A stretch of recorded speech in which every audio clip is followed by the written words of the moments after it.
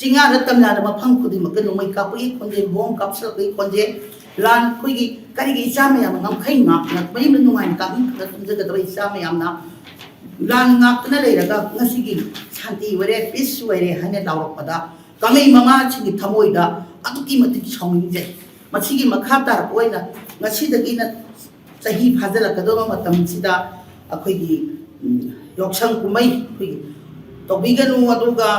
इगी पंथी से थिंगमंगमोय कोई मसेन की कामनरबा कोई मसेगी मरुदा सियोदम कोकी हानंगेरा सिगे कोई हानैबो वामजे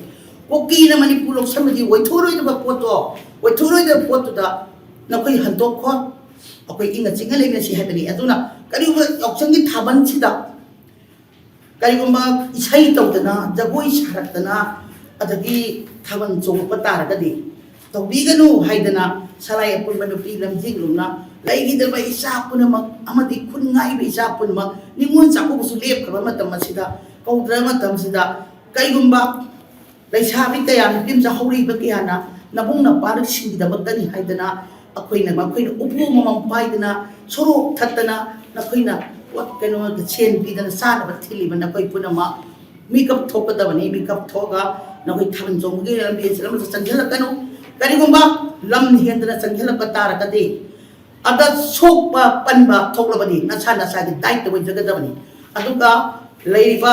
कल ऑर्गेनाइजेशन मैना पाइबी इसे नाउ खुदिमना अखोइ बोलक लिंजेन मानादुना